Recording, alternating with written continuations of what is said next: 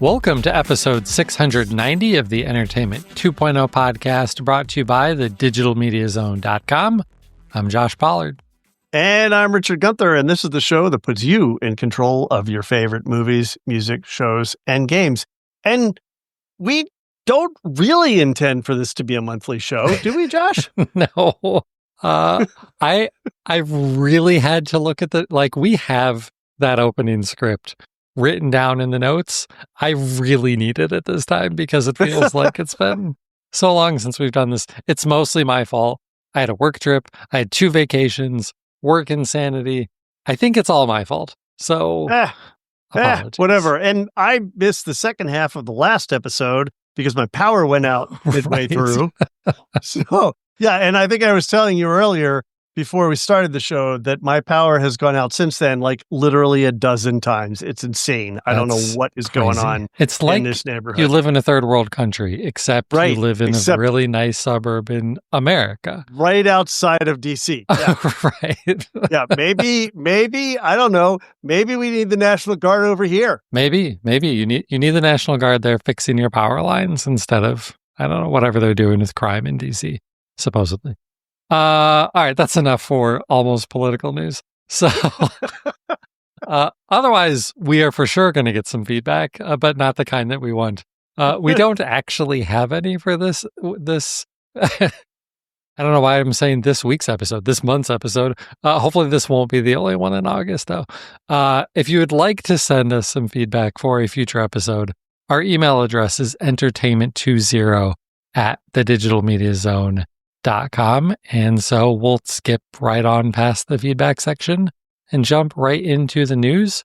Got a lot of streaming service news to talk about this week. And that's fun.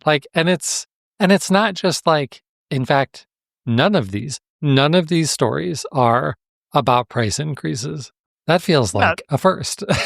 Well, yeah, I mean, none of them are bad news generally. And right. That's also a first. Right. Lots and lots of good news this episode, which we could use some. So let's jump right into this. First one, we're going to actually combine a couple of things all into one story. Because if you're a sports fan, things are about to get real interesting for you in the streaming videos, the live streaming video space. Because ESPN and Fox are both launching services of their own. So ESPN it's exactly what you expect. It's all of ESPN. ESPN's, all of their TV networks, the things that are on ESPN, ESPN2, ESPN News, ESPN College, or whatever the heck that one's called. All of the ESPNs in their own streaming service for $29.99 a month. I think all of that, the news about this ESPN streaming service has been so slowly released over the last few months that it's hard to remember what all of this is actually new. But the important thing here is it's right around the corner. This service launches August 21st, which is the same day that Fox's new service starts. Now, Fox's isn't just about sports. It's called Fox One. So while you get Fox Sports and Fox Sports 1 and Fox Sports 2 and all that stuff, you also get Fox News. So if that's your cable news network of choice, and or you like the things that show up on Fox Sports, which I don't think there's a lot of NFL and stuff on Fox Sports, but there is a lot of college football on Fox, especially Big Ten. Yep. Absolutely. I think Fox locked up the rights to Big Ten, and now that Big Ten is 1/3 of all of Division I college football programs, that's a lot of sports. So, or at least a lot of college football. So, that service is also launching August 21st. So both of these launching right before the NFL season starts. Fox One is $19.99 a month if you want that. We said ESPN, if you want that, it's $29.99 a month. Interestingly, they're working in partnership to give you a bundle with both of them. And you actually save some money. When I first saw this headline, I was like, all right, so this bundle, it's $39.99. That doesn't save you any money. Aren't both of these $20 a month? Well, they're not. You're mathing wrong. Right. I had forgotten that ESPN is $30 a month. So you're saving $10 a month by bundling both of these together. And that's a pretty awesome deal. The one weird thing about this is while both of these services launch individually on August 21st, the bundle won't be available until October 2nd. I don't get that. Lawyers. Okay, let's blame the lawyers. We blame the lawyers for pretty much everything else. Yeah. And justifiably. So, yeah.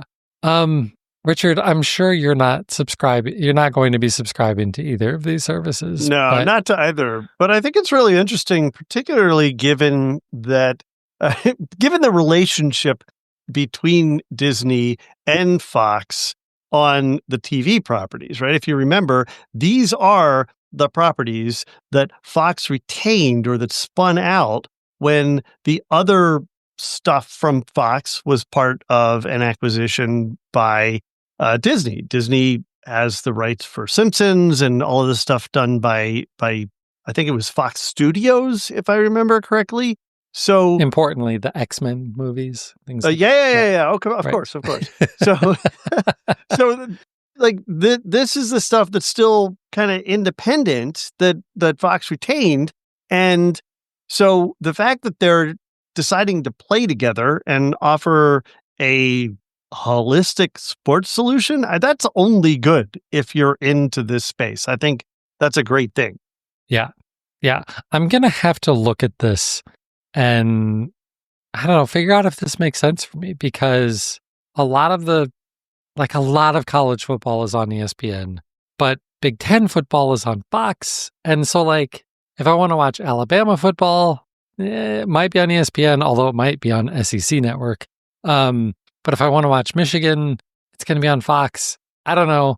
And we've got another story and a couple of stories from now that throws another option / wrench into the equation for figuring out what is the best option for you, especially if you're looking for occasional sports viewing. So a little bit of a teaser for a future story, because first we're going to stick with this Disney, Hulu, ESPN, all of that sort of stuff with our next story.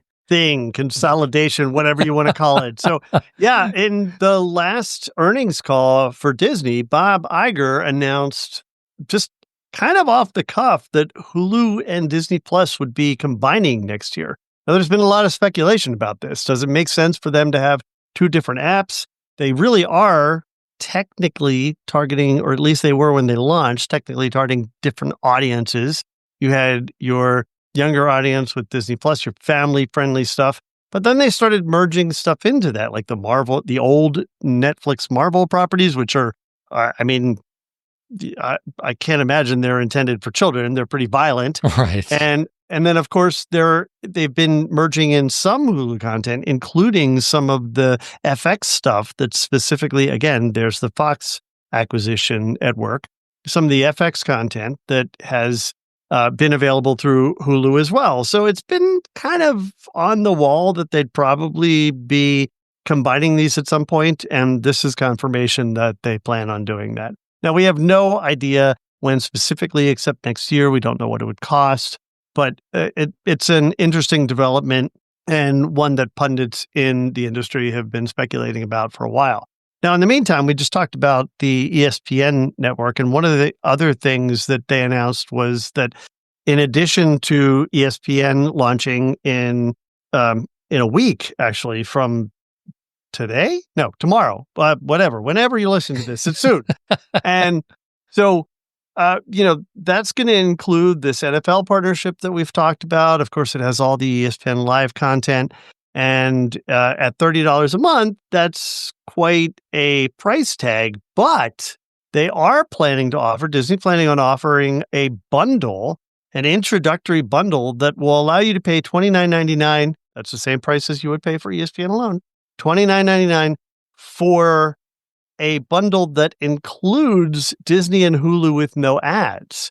So that would be an introductory thing that you could get, and that will eventually go up to a $35.99 price tag, if I remember the number correctly.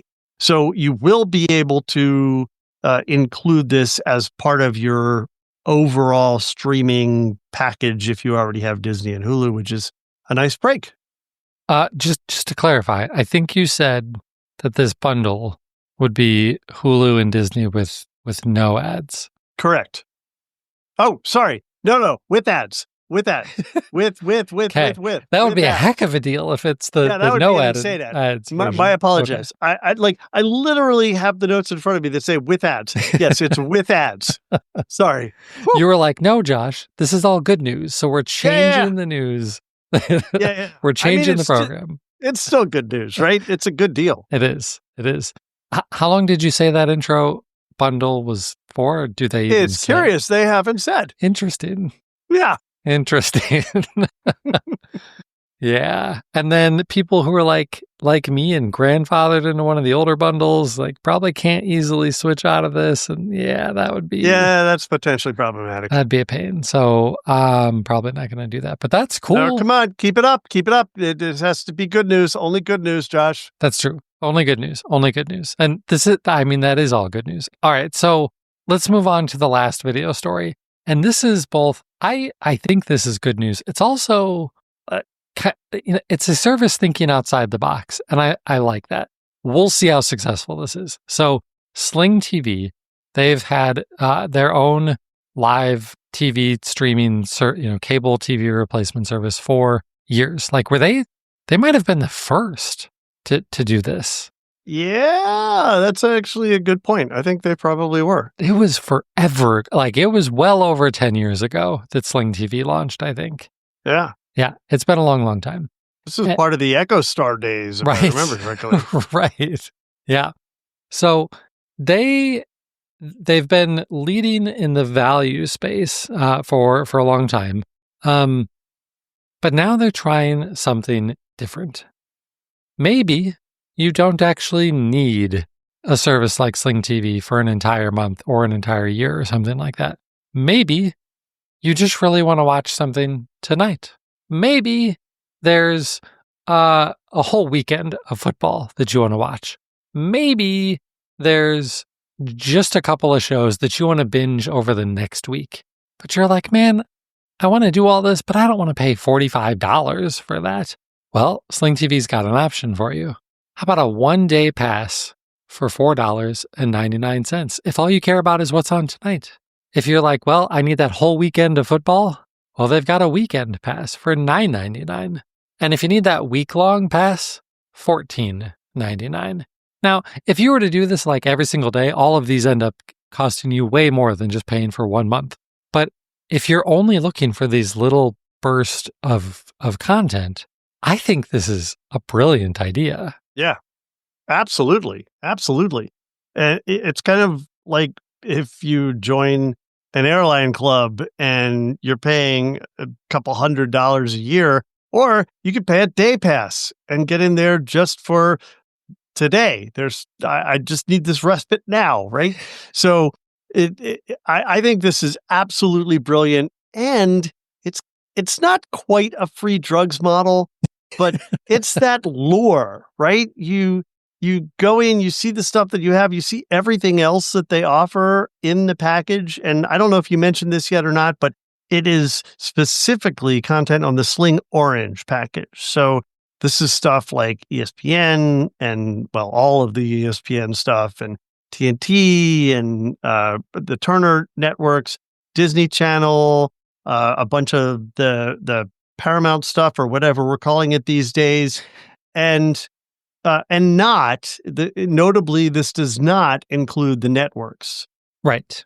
Yeah. The Sling services just don't include the core like local streaming, the core local networks, Fox, ABC, CBS, NBC. It just doesn't. This also crucially doesn't include Fox stuff. So if you were thinking, well, this sounds great for watching Big Ten football on Saturday, no, it doesn't, because it doesn't include Fox. That is only available in the Sling Blue or the Orange plus Blue bundle. So a little bit weird that it's only the orange version of lineup, but maybe, hopefully, that's going to be enough for most people. I this might work for me because I will absolutely want to watch some college football, but do I watch college football every single weekend of every month? No. And college football is really primarily, especially during the regular season, it's pretty much only on Saturdays. So I don't even necessarily need the weekend pass because on Sunday, I'm just watching the Lions, which I'm watching over the air.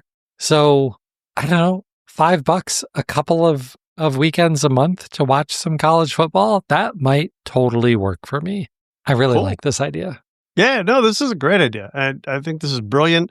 I wouldn't at all be surprised if we see other providers trying to do the same thing. I'm not entirely sure. I don't know. I think Sling is best positioned to pull this off well. I don't know if the other alternative services would necessarily be as good at this. They have the advantage of having their service split in half. So they can say, oh, we're just giving you half of it. Except that it's actually more than half. But I wonder if that's actually one of the reasons they can feel like they can do this comfortably, because maybe Dish and Hulu or YouTube couldn't easily do this because maybe there's just too many channels, for lack of a better name, that aren't into this model. And so if YouTube TV were to do a day pass, would it only be like 30 channels instead of the, 100 or whatever that you normally get on YouTube TV? And then it's weird. But with Sling, they're like, well, it's just Sling Orange, guys. Like, you get everything. Exactly. And if the other networks only offered a subset of or if the only other services only offered a subset of the networks that they typically offer, that would be confusing. How do you know what you get and what you don't get? They're ideally suited to pull this off. This is absolutely brilliant. Yep. Love this. I hope this works really well for them because like I said, I think this is thinking outside the box. I think this is really consumer friendly. They could have charged more. Like, I wouldn't have been surprised at all if they would have said the day pass is $10 and the weekend pass is $20 and a week-long pass is $25. Right. Absolutely. We've seen things where streaming services have charged a higher cost for just streaming a game. Right. Exactly. Yeah. When you think about the fact that you can basically, like, if you're in Eastern time, college football starts at noon. Although the college football, like pregame shows, those start at least 11. You could sign up for this day pass and basically be watching college football from like 11 a.m. until midnight for $5. Like, you can barely rent a movie for $5, and that's only going to take 3 hours of your time. So it's a pretty fantastic deal. So, which means in 6 months we'll be talking about how they've doubled the price of all of these. But I think it would still be a good deal. Don't let them tell you I said that. But these prices are great. These prices are absolutely great. Okay. Is this next story good news? Sure. I guess it is. Yeah, it's more options, right? So we're going into our audio section here. Spotify is launching a new thing called Audiobooks Plus. It is an add-on for Spotify Premium. Spotify Premium right now, if you pay for a regular Spotify Premium for one person, that service includes 15 hours of audiobooks per month. No matter how you want to divide that up, if that's 3 different books, 5 hours at a time, whatever you want to do, you get 15 hours. If you're in the family plan or like the duo plan or whatever, only the main account holder gets access to audiobooks. That's it. No one else. With this new Audiobooks Plus add-on, you can give another person in your shared plan access to audiobooks. So how much is it going to cost you? It's going to cost you an additional $12 a month. I guess. I guess this is good. I've always thought that the way that Spotify does audiobooks is a little weird. Like, yeah, it is. Limiting it to a number of hours per month is weird. Yeah. But the only real thing to compare it to is Audible, which is like, give us $15 a month and you can have a book. And right. Most books are probably less than $15 a month. And so this is less money for maybe more listening time, but potentially maybe, but also Audible lets you carry that from month to month, right? Right. You don't get your books. So, okay, fine. Then you can get 2 books next month. And as far as I'm aware of, this program doesn't let you accumulate your unused hours, right? So, yeah, I still don't understand why they approach this the way they do, but it's nice that they're giving you some options here. I think it's kind of pricey. I mean, $12 a month to add another person to this somewhat limited listening period. Yeah. Right. But it's options. Yeah. And if all you care about is audiobooks, Spotify does offer a standalone audiobook only option that I think is $10 a month. I should know this off the top of my head, but it doesn't make any sense in the world because it is $2 less per month than the regular service that includes all of the music. And I was just going to say, and then what, do they add a $12 a month add-on to that $10 a month service? I mean, that's kind of who I don't know. No, they didn't do that. All right. But then also, if 15 hours a month isn't enough for you, or like isn't enough for you this month, there is also an option to add an additional 10 hours. And I don't remember off the top of my head how much that cost. It's just weird. And it feels like Spotify is eventually going to figure out something that makes a little more sense, because I don't think this is it, but it probably makes sense for the way that Spotify is generally paying licensing for music. So that's probably why we've got it this way, but it'd be nice to see something that, I don't know, just feels right. But it made sense. Well, but what does make sense? I think the one book thing makes sense. This is why I like Audible. Even if I don't keep up with it, even if I have this backlog of books that I hope I get to one day, it still makes sense. So to me, it's a good deal. Yeah. And if there's something that's extremely short, oftentimes titles go on sale, and I could always buy something for $6 or whatever the sale price is. Right.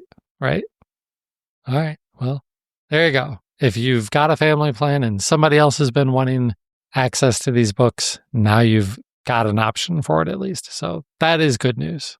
What we're going to call options for consumers good news. Yep.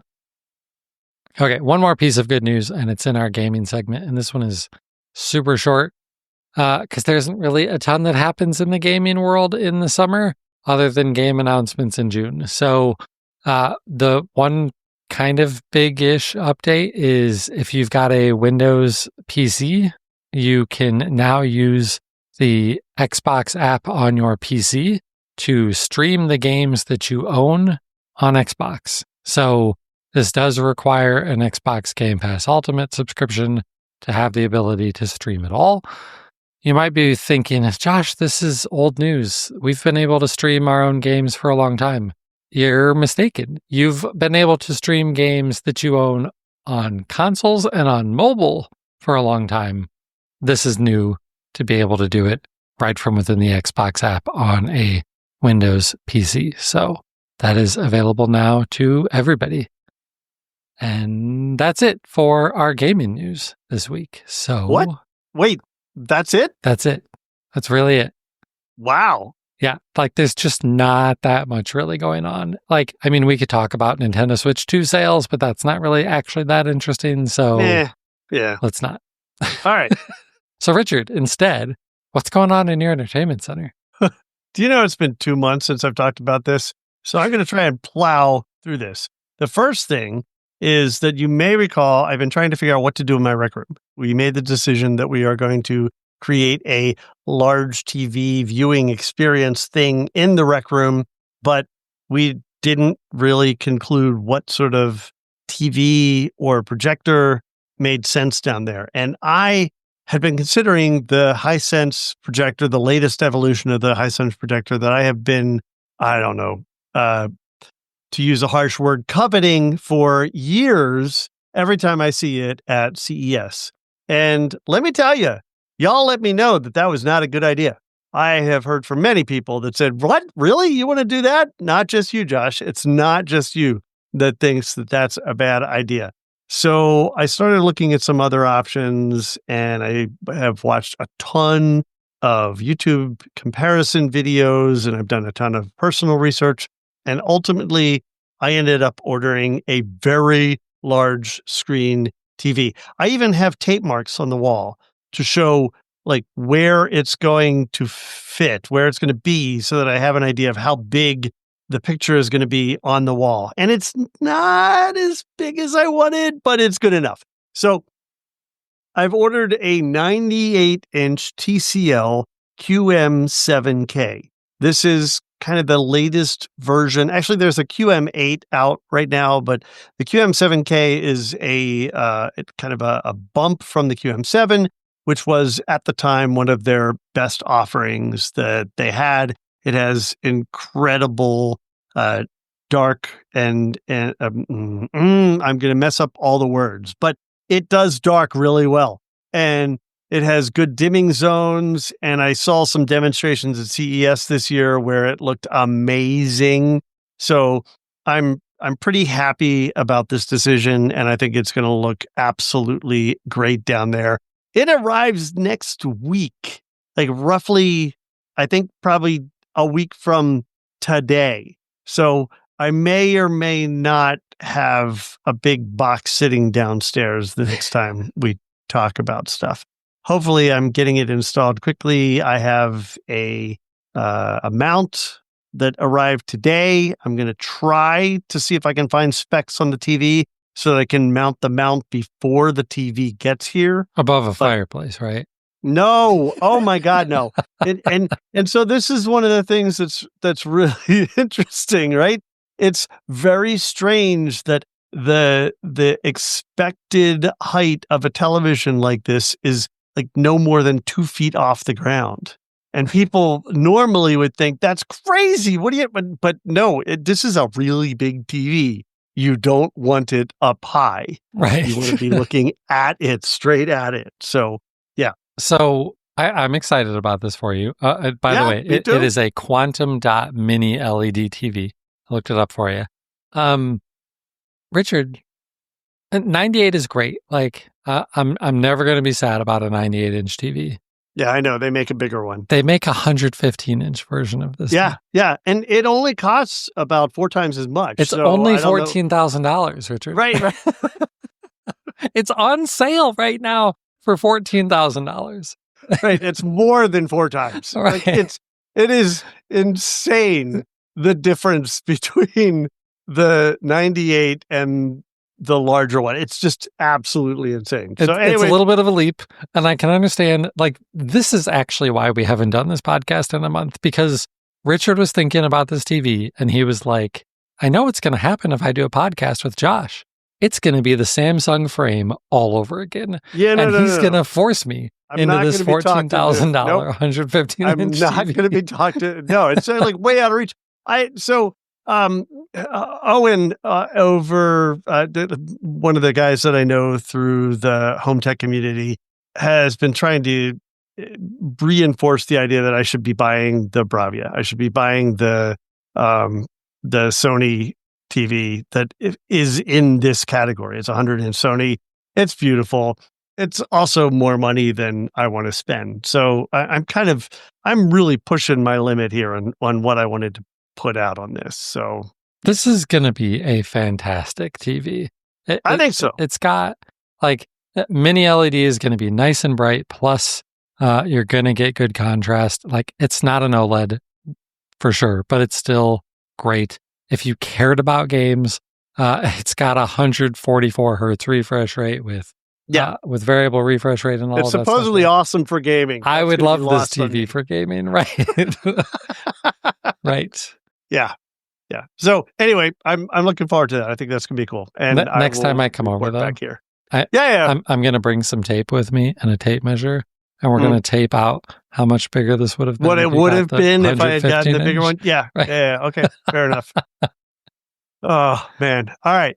So in other device news, I have had an iPad Pro that I bought about 7 years ago.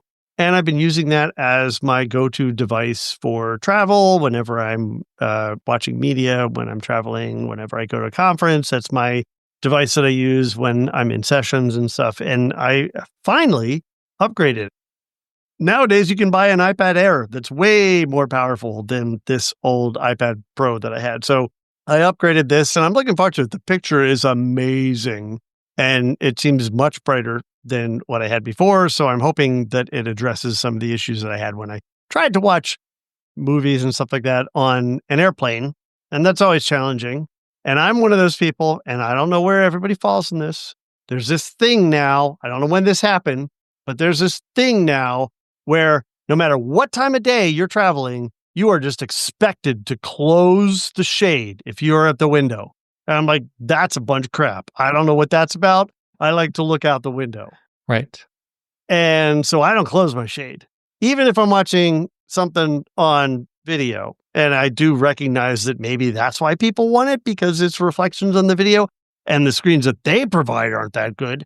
But yeah, I'm hoping that this will overcome that and I don't have to feel bad about not putting down my window. Okay, anyway. Did you get the 11 or the 13? I got the 11. I don't like the huge tablets. They just, I don't want something to be as big as my laptop. That's too big. All right. So what have I been listening to and watching? All right. On the listening category, I have been, I've noticed that Apple came out with something called the all-time replay on Apple Music. And for the first time, this is a playlist that is not limited to running in a browser. I don't know why their previous playlist things that they did that were custom to you had to be done in a browser, but you can actually do this in your app, which is kind of cool. My all-time replay playlist, which shows the stuff that I have listened to more than anything since I had Apple Music. No surprises there. Lots of Hans Zimmer, lots of big orchestral stuff, lots of country. So I'm very happy listening to this. I'm enjoying it a lot. I also, this is a random thing. So I know I've talked about this in the past on this show.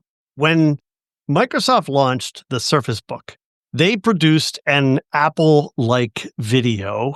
And I know that might annoy some people that I put it that way, but one of these glitzy launch videos where they demonstrated this laptop that looked absolutely beautiful with this incredible hinge and this incredible music behind it. And then Panos is like, oh, let's watch that again. And they play a longer version of it where they take the screen off and you're like, whoa, it's a tablet too. And the music swells. And I've always really loved that video. I thought it was a very, very well done video. And part of the reason it was so cool was the music behind it. Well, I randomly ended up finding the music to it because it was played to me by Apple based on stuff that I normally listen to. And it's a song that is by a band. I don't know if I should call them a band or an orchestra or what, called Two Steps from Hell. Thomas Bergerson, like the artist that I probably listen to more than anyone these days, is the guy behind this group.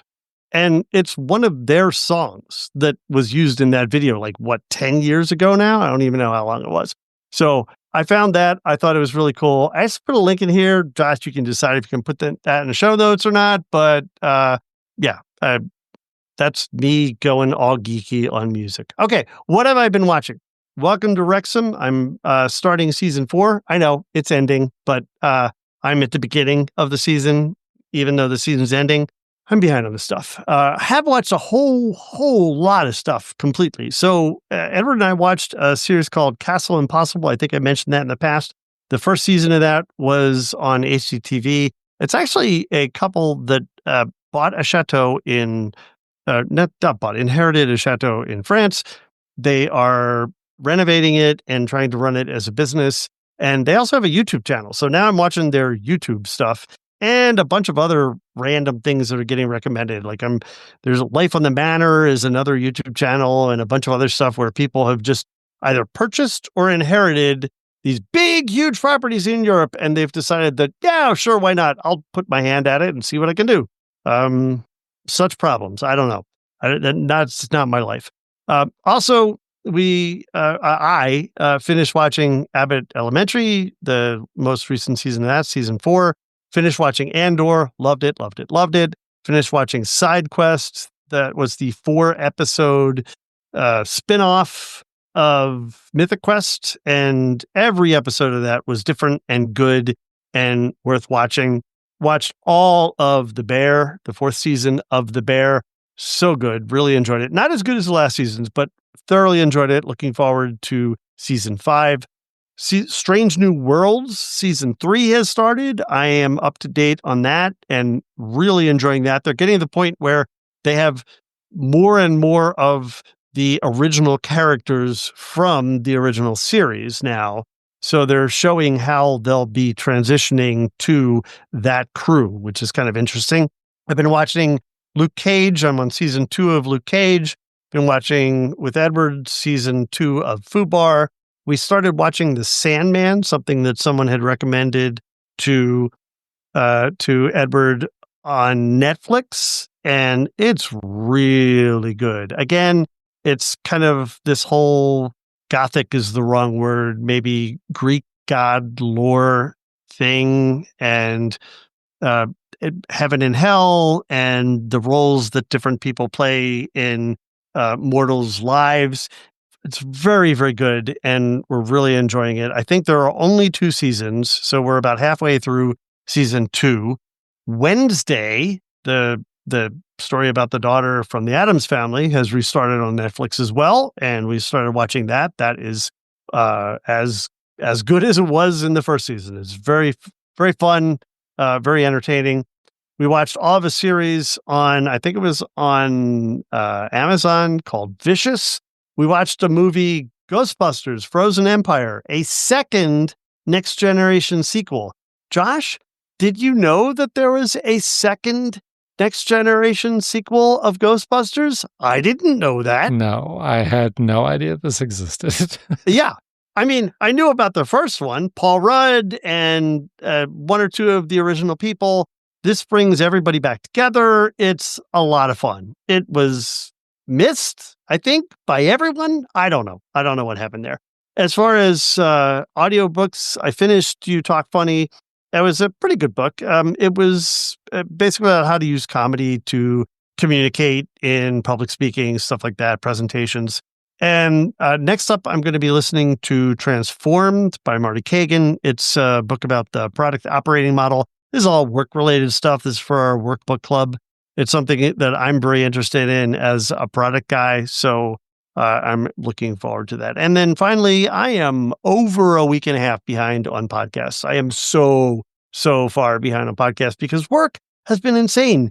And I used to be able to listen to stuff while I was doing, like spreadsheets and updating task boards and stuff like that. But now I'm in meetings all day long, so I don't really get to listen to so much stuff anymore. This is my life. Yeah. So, Josh, what's going on in your life, your entertainment life? Oof, not a ton. Like I mentioned at the top of the show, a work trip, 2 vacations, one with just Jen, one with the whole family. Those have all been great, but that means that I'm not home watching a whole lot. But a little bit of gaming, because I've got this Legion Go handheld gaming PC. So I've played some of Claire Obscure Expedition 33. People are probably getting sick of me talking about this. I've been talking about it since April. Yes, I'm very slowly making my way through Claire Obscure. I still love it. If you have Game Pass and you haven't played it, I don't know why. Like, maybe I'll just keep talking about it until all of you have at least tried Claire Obscure. It's that good. It's that good. For the work trip, I decided this is going to be a long flight, and I'm going to probably do my running on a treadmill because it was to Puerto Rico in July, and I'm like, running outside in July in Puerto Rico sounds miserable. So I should download something to my iPad to watch on the plane and on the treadmill. And so I was looking through the movies that I owned, and I was like, oh, I've got Tenet. That's Christopher Nolan, right? It's got to be Christopher Nolan. It's such a weird movie. Oh, yeah.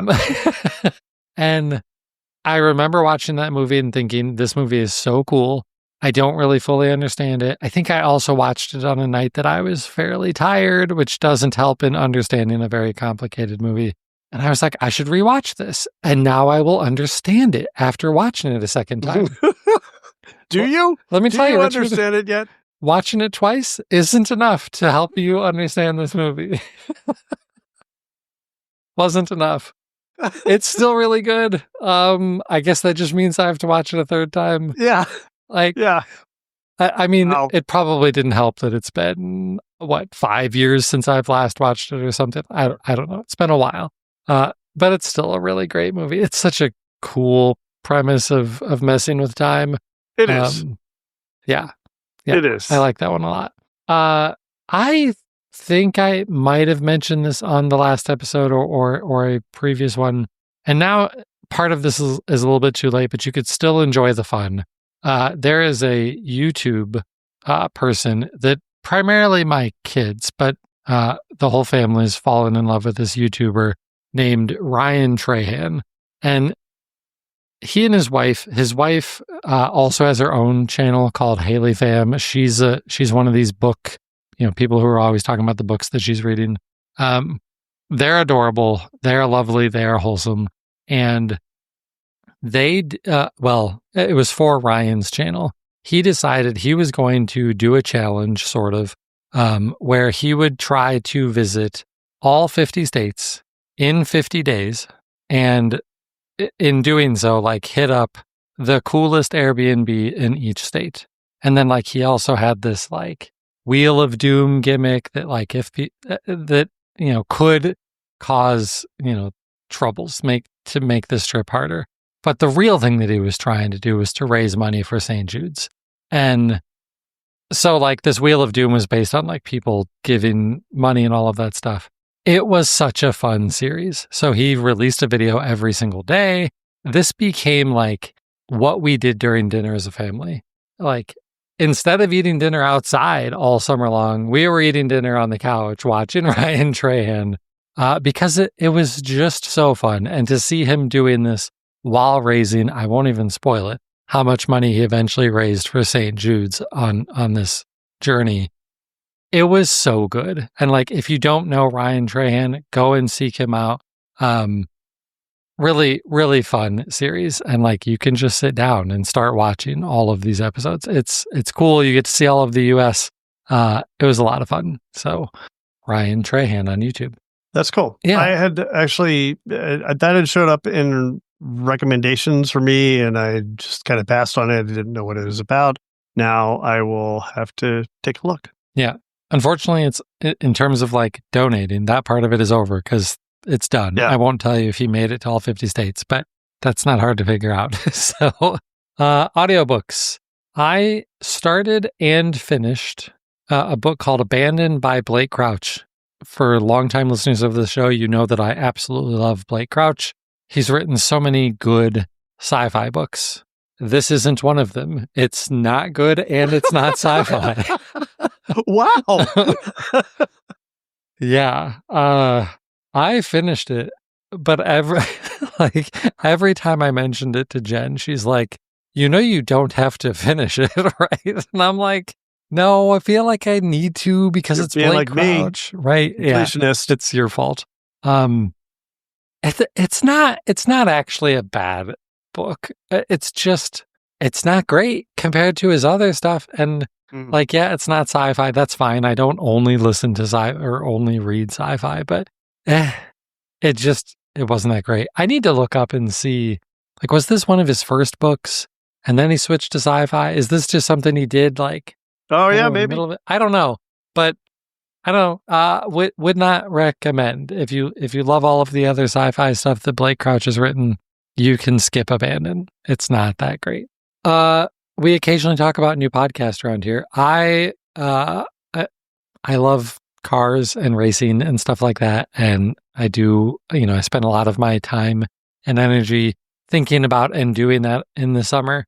And so, I don't know, a couple of months ago, I thought I should just look in my podcast app and search for things like Subaru and things like that, because I drive a Subaru BRZ. And I found one that I really like. The name is dumb. The podcast is called IAG Performance Thursday Thing. And IAG Performance it's a shop that builds race car parts for Subarus mostly. And then their podcast is called Thursday Thing, which I think is a dumb name, but whatever. The host of the show, he works for IAG, but he's also a race car driver in the Grid Life series. He's entertaining. His guests that are on the show are entertaining. He knows a lot about grid life and race cars in general and building cars and just that community. He's been doing it forever. It's a really fun show. If you're into any of those things, it's worth checking out. Thursday Thing by IAG Performance. Cool. Yeah. I forgot to mention something that I'm hoping you've also seen. Did you get to see the trailer for Project Hail Mary? Yes. I'm glad you brought that up. Okay. If I had not already read the book and I saw that trailer, I'd be like, meh, this is a skip. Oh, wow. I was not at all impressed by this trailer. That's fair. That's fair. I am easily clouded by the fact that I loved this book, and I know you did too. And so when I saw the trailer, I was going to eat it up unless it totally disappointed. And it doesn't totally disappoint, but I can see where you're coming from because I showed it to Edward and I'm like practically like, oh, this is so cool. He's like, I don't understand. Right. Yeah, the trailer does not sell it at all. Yeah. But I'm looking forward to it anyway. Oh, I'm for sure going to watch this movie. I'm going to watch it in the theater, probably opening weekend. Like, the book was so good. And, oh my gosh, why am I blanking on the first movie and book that he released? The Martian. The Martian, both the book and the movie were really, really well done. Yep. So I assume that this movie will also be really well done and that the trailer will just be a fluke. But this trailer did not work at all for me. All right. Okay. Well, I'm excited. Yeah. Whatever. All right. Well, before we get out of here, we do have an announcement. You've been busy, man. You want to tell our listeners what you've been up to? I kind of have. I've been... Well, while I finally got an episode of the Smart Home Show out, I've also been guesting on some other shows. So on this week's episode of the Vergecast, I joined Jenny Toohey for a Q&A session about smart lighting. It was a lot of fun. And the episode just kind of coincidentally also happened to feature, like the primary segment was an interview with Ken Fairbanks, the guy who ended up saving Insteon as a new company and bought the Insteon assets to rejuvenate that brand. So it was a cool episode. I honestly haven't had a chance to even listen to his interview yet, but I know I loved doing it with Jen. Jen's just a great host, and I always love seeing her, so we had a great time. Hopefully people enjoy that. That's available in video and audio. And also coming up, I'm going to be on, I've already been on, but it hasn't been released, the Technical Difficulties podcast. That is also video and audio. And unfortunately, there are numerous podcasts called the Technical Difficulties podcast. So I will provide a link to that once it is available to everybody. Awesome. Well, and I can second the recommendation of the Vergecast. I listened to it today. Richard was great on it. Ken Fairbanks was great. That interview was really interesting for anybody who's been around the smart home world and knew about the Insteon like collapse and rebirth. It is really interesting to hear about it from the guy who saved it. And as you mentioned, Jen Toohey, she's great. Her writing, and I'd never heard her on a podcast before because I don't regularly listen to the Vergecast, but she killed it. She did great.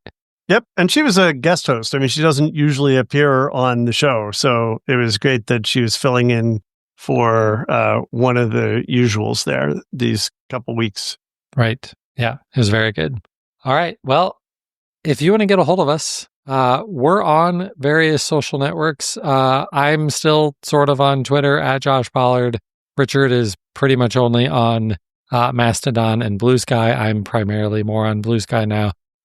Josh Pollard on Blue Sky. Richard is at Richard Gunther on Mastodon and richardgunther.com on Blue Sky. And, when we do this show, we didn't do it this time, but we regularly do the show live. You need to stop saying regularly. We sometimes do the show on Tuesdays. Well, I don't even think that I said regularly on Tuesdays at this point. Like, oof, I know it's been weird. But when we do the show, we do quite frequently also do it live. So if you follow us on socials, we will typically post to social media to let you know that we're doing it live. But if not, there's usually a video version of it too that you can find over on our YouTube channel. So go over there and like and subscribe to the channel, because that's going to do it for episode 690. He's Richard Gunther, and I'm Josh Pollard. Thanks for listening to Entertainment 2.0. Adios. Goodbye.